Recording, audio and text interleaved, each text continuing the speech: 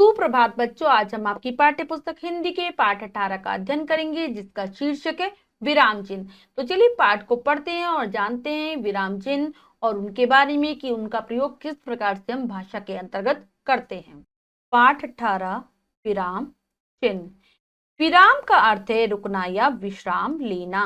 बोलते या पढ़ते समय वाक्य के अंत या बीच में अथवा किसी कथन पर बल देने या समझाने आदि के लिए हमें रुकना पड़ता है। रुकने की यह स्थिति विराम कहलाती है। लेखन कार्य में इसे कुछ चिन्हों द्वारा व्यक्त किया जाता है, जैसे रोको, मत जाने दो, रोको मत जाने दो। देखिए, अल्प विराम के स्थान बदल देने से वाक्य का अर्थ बदल गया है, क्योंकि वाक्य में वक्ता के विराम की मानसिक दशा बदल गई है। तो विराम का अर्थ ही होता है रुकना या विश्राम लेना। जब हम किसी भी चीज को पढ़ते हैं, बोलते हैं किसी चीज के बारे में, तो वाक्य के अंत में या बीच में हमें अपने कथन पर जोर देना होता है कई बार, और कई बार अपनी बात को समझाने के लिए हमें बीच बीच में रुकना भी पड़ता है। तो रुकने की यह स्थिति ही विराम कहलाती है।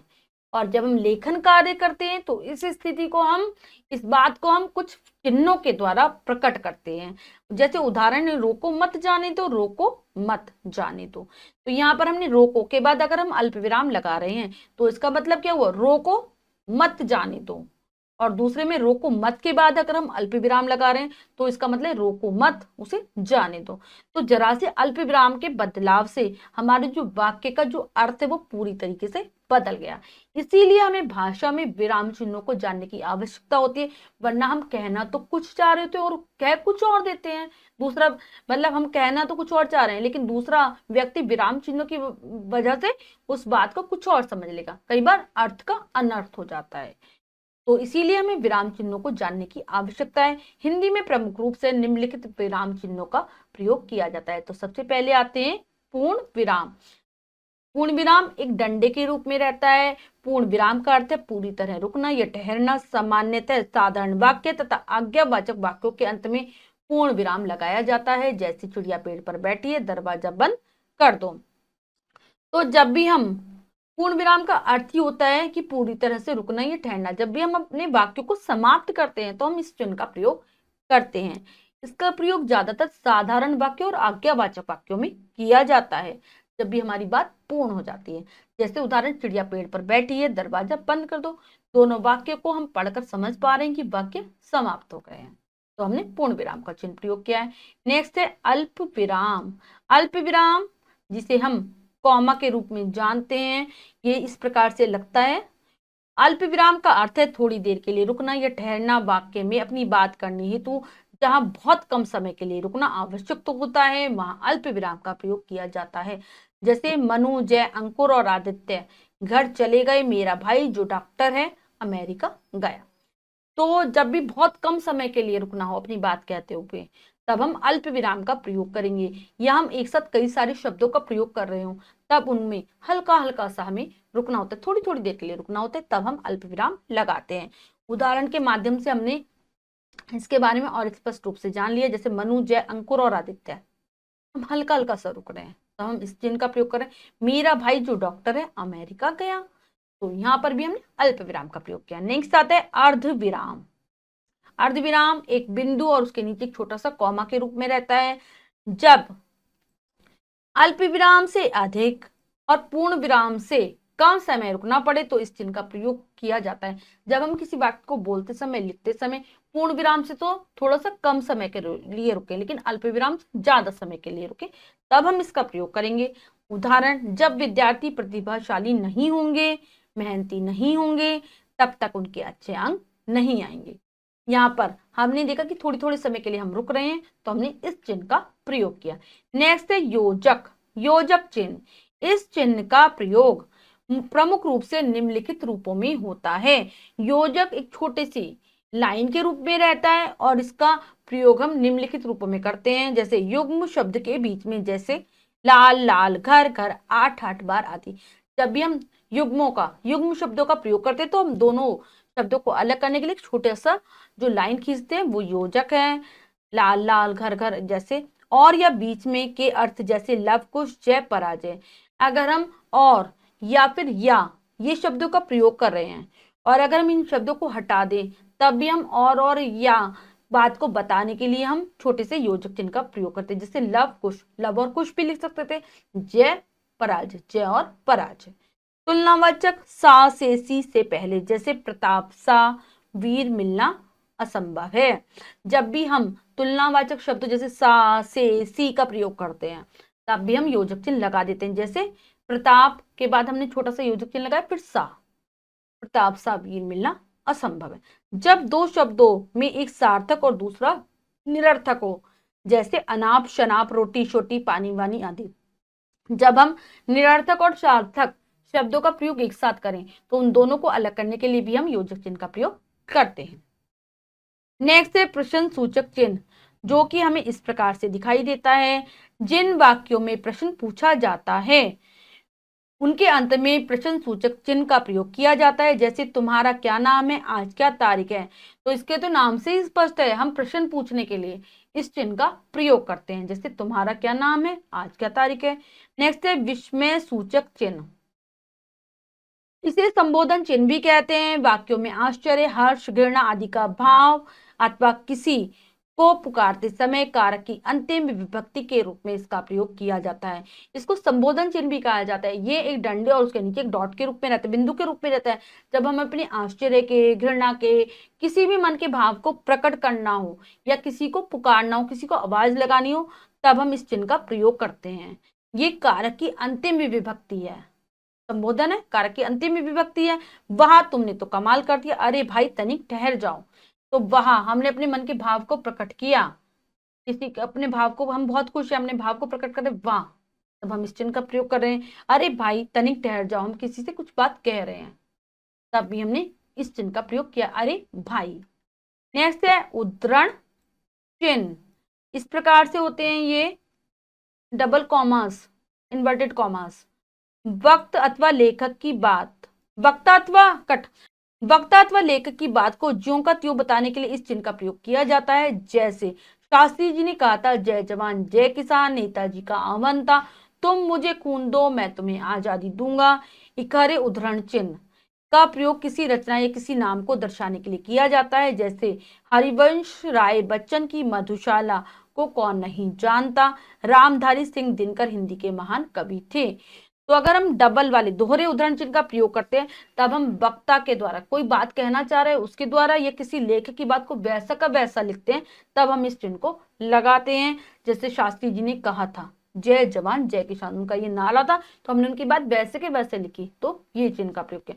लेकिन इकहरे का हम तब प्रयोग करते हैं जब हम किसी भी का भी उपनाम, कुछ कोई पुस्तक का नाम हो, ऐसा कोई भी नाम जो अलग सा दिखा रहे हो, उसके लिए हम इसका प्रयोग करते हैं। जैसे हरिवंश राय बच्चन की मधुशाला को कौन नहीं जानता, तो मधुशाला एक पुस्तक का नाम है, उसके बारे में हम बताने के लिए इकहरे उद्धरण चिन्ह का प्रयोग करें। रामधारी सिंह दिनकर हिंदी के महान कवि थे, तो इनका जो उपनाम था दिनकर, उसको दिखाने के लिए भी हमने इसका प्रयोग किया। तो उद्धरण चिन्ह का प्रयोग हमेशा इसी प्रकार से होता है। नेक्स्ट है उपविराम, दो बिंदुओं के रूप में रहता है। ये उदाहरण या निम्नांकित का संकेत करने के लिए तथा नाटक के संवादों में इस चिन्ह का प्रयोग किया जाता है। अगर हम किसी उदाहरण को बता रहे हैं तब हम इस चिन्ह का प्रयोग करेंगे, या फिर निम्नांकित ये चीजें नीचे दी हुई हैं, नीचे अंकित हैं, इसके लिए, या फिर हम नाटक के जब संवादों का प्रयोग कर रहे हैं, नाटक के संवादों को बता रहे हैं, तब हम इस चिन्ह को लगाते हैं। जैसे निम्नलिखित प्रश्नों के उत्तर दीजिए, एक संकेत हो गया। उदाहरण स्वरूप निम्नांकित विशेषण प्रस्तुत हैं, उसके बाद हमने लगा दिया नाटक के संवादों में सैनिक महाराज की जय हो, महाराज कहो सैनिक क्या समाचार लाए हो, तो जब सैनिक की बात कही तब लगा दिया, फिर आगे की बात, वैसे महाराज ने जो कहा उससे पहले। नेक्स्ट है निर्देशक चिन्ह, अपनी बात को स्पष्ट करने या उदाहरण देने के लिए निर्देशक चिन्ह का प्रयोग किया जाता है। अपनी हम बात को स्पष्ट करना चाह रहे हैं, फिर हम कोई निर्देश दे रहे हैं, किसी को कोई आदेश दे रहे हैं, तब हम इस चिन्ह का प्रयोग करेंगे। जैसे रिक्त स्थानों की पूर्ति करो, हम कोई क्या कह रहे हैं, हम निर्देश दे रहे हैं कि नीचे रिक्त स्थान लिखे हुए इनकी पूर्ति करनी है। समस्त जीव जंतु हाथी शेर हिरन अनावृष्टि के कारण व्याकुल थे, दो चीजों को थोड़ा सा अलग करके बता रहे हैं कि हम समस्त जीव जंतु के बारे में बात कर रहे हैं, फिर उनके बाद उनके नाम दे दिए। तब भी हम निर्देशक चिन्ह का प्रयोग करेंगे। इसी प्रकार नाटक के संवादों में भी इसका प्रयोग होता है। जैसे अभी हमने पढ़ा नाटक के संवादों में हम उपविराम का प्रयोग करते हैं, उसी प्रकार से निर्देशक चिन्ह का भी हम प्रयोग कर सकते हैं। जैसे नौकर, स्वामी मैंने आपका नमक खाया है, मालिक नमक ही खाता रहेगा या कुछ काम भी करेगा। तो जैसे उपविराम का प्रयोग है, सेम इसी प्रकार से निर्देशक चिन्ह का है।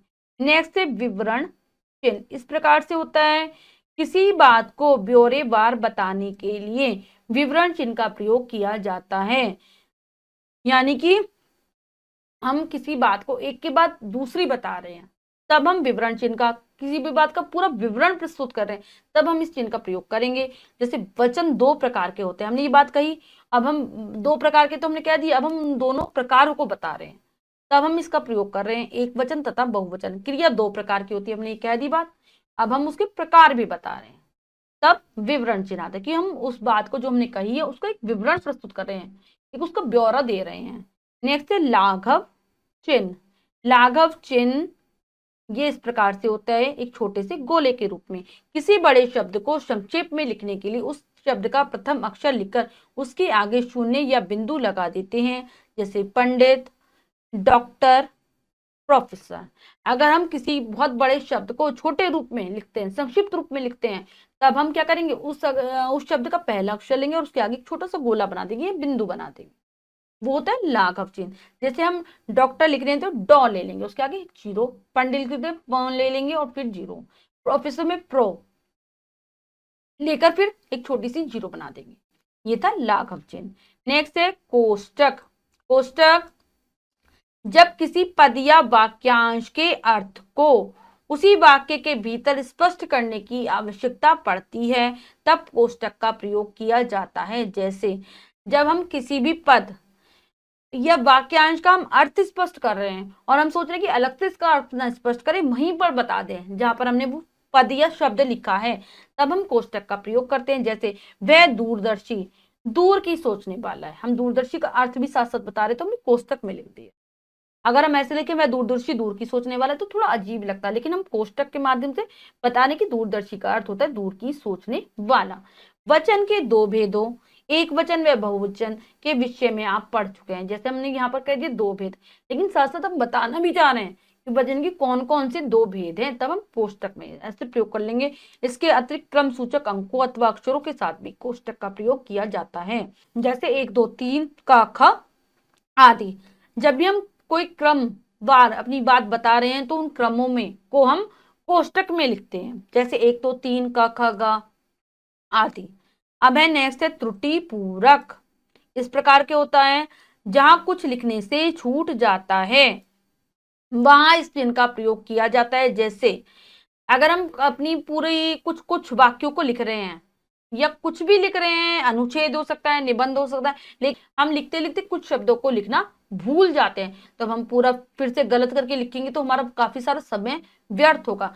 तो उस स्थान पर हम क्या करते हैं, हम त्रुटि चिन्ह का प्रयोग करके उस शब्द को लिख देते हैं। जैसे मुर्गे लड़ लड़कर हो गए, तो ये लहूलुहान लिखना भूल गए तो वहां पे नीचे त्रुटि चिन्ह लगाया और ऊपर लिख दिया लहूलुहान। ऐसे ही अपने माता पिता का आदर करो, त्रुटि चिन्ह लगाया और आदर लिख दिया।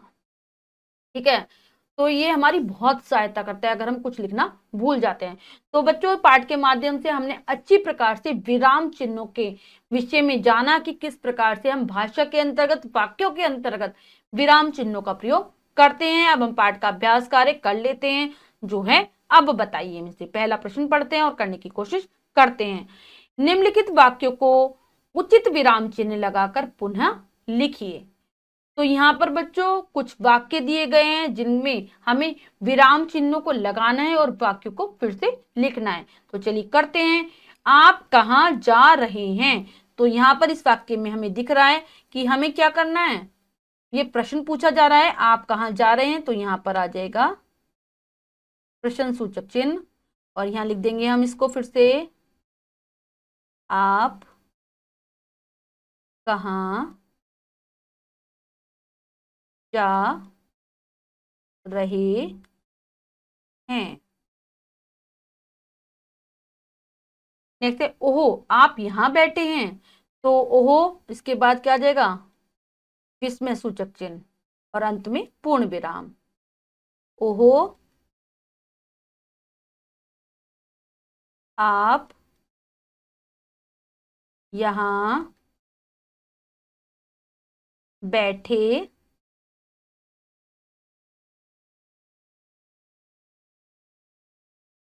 आप यहाँ बैठे हैं। बच्चे, अगला है बच्चे फुटबॉल खेलते हैं। तो बच्चे फुटबॉल खेलते हैं, बस इसमें पूर्ण विराम लगेगा।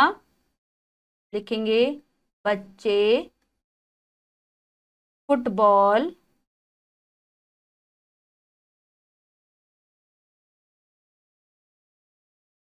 खेलते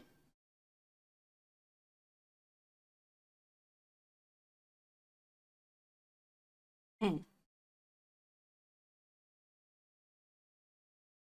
तो बच्चों ऐसे ही और भी वाक्य दिए गए हैं जिनमें हमें विराम चिन्ह लगाने हैं और वाक्यों को फिर से लिखना है। बाकी के वाक्यों को आप ध्यान पूर्वक पढ़ेंगे, उनमें विराम चिन्ह लगाएंगे और अपनी अभ्यास पुस्तिका में लिख लेंगे। अच्छी प्रकार से इस कार्य को आप पूर्ण करेंगे। ये कार्य आपको स्वयं करना है। तो एक बार मैं आपको वाक्य पढ़कर बता देती हूँ। खाना खाकर और टीवी देखकर अयान सो गया। अभी छवि, छाया, भारती और अंकुर बाजार गए हैं। गांधी जी ने कहा करो या मरो। बालक बोला मेरे पास 40 अशर्फियां हैं। सुभाष चंद्र बोस को नेताजी भी कहते हैं। और नेक्स्ट है अयोध्या सिंह उपाध्याय हरिओद हिंदी साहित्य के महान कवि हैं। कालिदास, भास, भारवी तथा बाण भट्ट संस्कृत के महान कवि थे। तो इन सभी वाक्यों में आप उचित विराम चिन्हों का प्रयोग करेंगे और वाक्यों को फिर से लिखेंगे। ठीक है, ये कार्य आपको अपनी अभ्यास पुस्तिका में कर लेना है। निम्नलिखित प्रश्नों के उत्तर लिखिए। अगला हमारा प्रश्न है विराम चिन्ह क्या होते हैं। अर्ध विराम का चिन्ह किस स्थिति में प्रयोग किया जाता है। प्रश्न सूचक चिन्ह का प्रयोग कब किया जाता है। योजक चिन्ह का प्रयोग कब किया जाता है। तो इन सभी प्रश्नों के उत्तर भी आपको स्वयं लिखने हैं अपनी अभ्यास पुस्तिका में। अच्छी प्रकार से आप पाठ पढ़ेंगे तो आपको सभी प्रश्नों के उत्तर मिल जाएंगे। तो ये हमने अभ्यास कार्य पूर्ण कर लिया है। तो बच्चों आज हमने जाना विराम चिन्ह के विषय में कि किस प्रकार से विराम चिन्ह का प्रयोग वाक्यों के अंतर्गत किया जाता है। विराम चिन्हों के बिना हम भाषा को शुद्ध रूप से नहीं लिख सकते और ना ही शुद्ध रूप से पढ़ सकते हैं। आशा करती हूँ आपको पाठ अच्छे से समझ आया होगा। आप पाठ का अभ्यास कार्य पूर्ण कर लेंगे और पाठ को फिर से समझने की कोशिश करेंगे। मिलते हैं अगली कक्षा में नए पाठ के साथ। तब तक के लिए स्वस्थ रहिए, प्रसन्न रहिए। धन्यवाद।